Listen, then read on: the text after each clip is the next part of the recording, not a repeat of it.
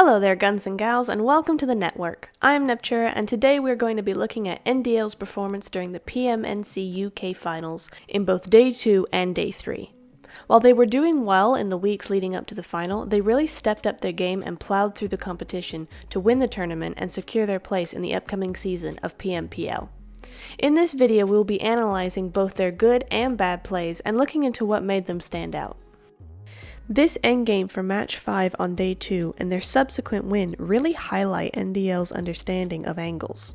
In almost every fight they had over the weekend, they used the same sweeping push with great success over both short and long range. So many teams use small flanks and crafty rotations, but tend to keep very much together and rely on brute force to push their way through an opposing team. NDL, rather, take long angles, completely surrounding the enemy and crushing from all sides. NDL start off with having the only compound in the zone, but the circle shifts away from them. They make a 2-2 split with Rolkis in a vehicle taking the north path into zone, dropping off Jody into the smoke, Rolkis going further north for an off angle. The last IND member makes himself known by taking shots onto Rolkis but does little damage. Jody comes back to join Euphoria and take down IND for good, which leaves them in a nice middle position to be an aggressive distraction to TSC. Jaja takes the right flank, which puts NDL in a nice 1-2-1 split around all angles of the zone, pinching TSC and taking them out for the win. The plays that NDL made were exactly the ones that should have been chosen. Although TSC were in an unfortunate and unforgiving position, which would have probably made any route NDL made successful, the 1-2-1 split with Rolkis to the left, Jody and Euphoria in this position, and Jaja to the right covered both all the angles and each other, which ensured a win. This next fight is very chaotic and difficult to pinpoint what happened versus what should have happened. In the endgame stage, NDL regrouped to the East Mansion building, crashing into Team Savage, who are on the top floor and balcony. NDL are on the bottom. Some nades are thrown, but both are just holding position. Euphoria's nade knocks TSUV on the balcony, but a third party by MWX knocks Rolkis, which delays the push. Jaja pushes upstairs and knocks another TS member, but a nade brings him to low health. Euphoria is knocked on the balcony and Jody killed by TS. All this chaos allows MWX to push up for a third party without interference. Rolkis goes outside to fight MWX, but is knocked. Euphoria backs him up and knocks the enemy, but gets knocked himself. Jaja comes in and knocks the MWX member. Euphoria is meanwhile finished. Rolkis takes out the third TS member before making his getaway as Jaja is knocked, but doesn't survive the revive attempt due to TSC's grenade. This fight shows the importance of setting up a fight for success. While there are plenty of throwables, it would have been nice to see more targeted nades at areas where enemies will most likely be, particularly the landing, the boxes by the door, the balcony, and the small room. After that first knock onto the TS player on the boxes, mollies onto the balcony through the floor and the landing window would have been a better prequel to the push. The prolonged holding of position and a few knocks allowed MWX to pull up for a third party. An immediate flank around the outside by one or two members with extra smokes would have been helpful, but instead they hold, with still no throwables onto the balcony to free up that space for NDL. It is now too late for a flank as MWX have all the angles covered, and paired with TS's getaway, it is relatively easy to clean up the remaining players. Hesitation at the beginning followed by incomplete aggression lost NDL this fight. They should have been decisive against TS with targeted throwables, a coordinated push to the top floor, and complete eradication of the team. MWX would most likely have still tried to third party, but being in full control of the building would put NDL at an advantage. The balcony would allow more angles to throw nades from at specific corners below them. Because that building in particular is hard to defend, it's difficult to say whether the end result would have been the same, but this different approach would have set them up to have a higher chance of coming out on top. Our third look will be at the last game of the tournament. NDL used this match as an experimental zone, and I want to talk about one fight in particular rather than the match as a whole. They took a 1-3 split out of the plane, with Jody going to the mainland southeast of Pachinki and the other three going to the compound east of Novo.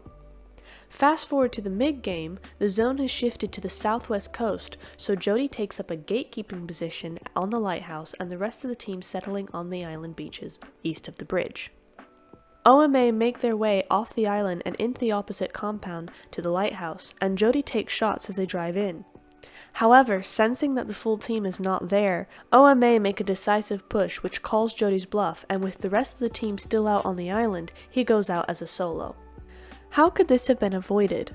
Some will say Jody was too aggressive given the position of the rest of NDL.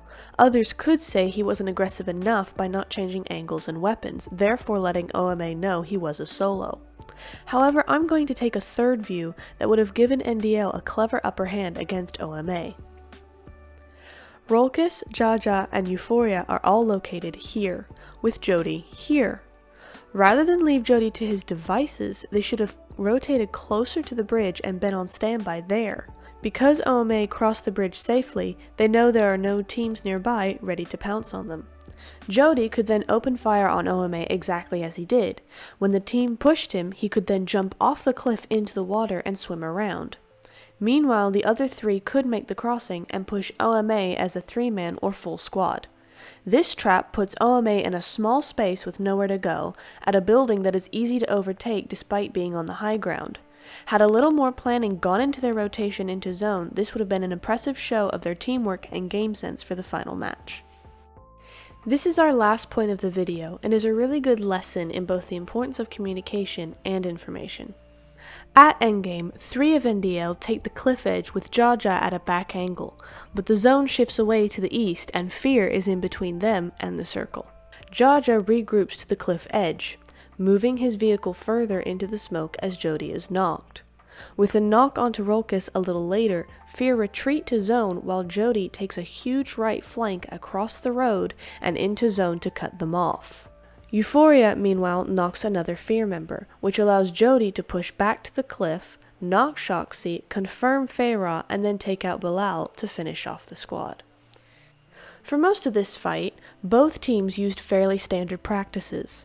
Lots of smokes, cars as hard cover, and inching towards the zone at the opportune moment.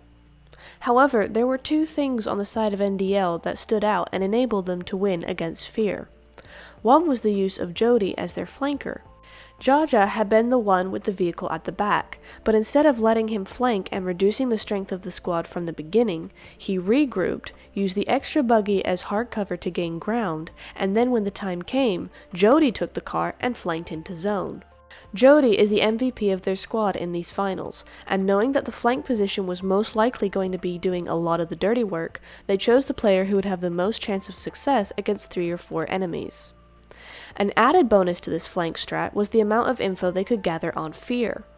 Their knowledge of the area is obvious, choosing a shack that was in zone, that gave cover from surrounding teams, and had a complete view of Fear in their position. From there, Jody was able to give back information about the other team's movements, which brings us to our second point. NDL took advantage of Fear's mistakes.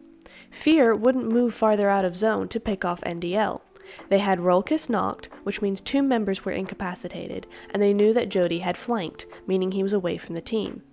This left NDL in a very vulnerable position. The smokes were still up, they could have had some element of surprise, and potentially left Jody as a solo member of his squad. But they didn't. Instead, they used the opportunity to get to zone themselves, which opened them up to the teams in the center of the zone. Jody sees this, knows their attention is elsewhere, and when that knock onto Feyra comes through, he strikes. The remaining standing member of Fear goes down the cliff, which makes him an easy target, and the wipe comes quickly. Overall, this team is a breath of fresh air in the competitive scene. The arrival of new talent into the community is always exciting, and it just goes to show how many players are out there with this sort of skill. The majority of the team have played together for several years, and although fresh on the professional scene, that synergy shows, especially at a time when we are starting to see a lot less of it. Knowing each other's playstyle and skill inside and out was a major factor in the success of the team, and it's something to keep in mind going forward. Their win secured them a spot in the upcoming PMPL, and I can't wait to see how NDL have evolved. Right, time for the YouTube spiel. If you want to see more of this type of content, y'all know what to do. A follow is free, a like goes a long way, and the bell rings when you tap it.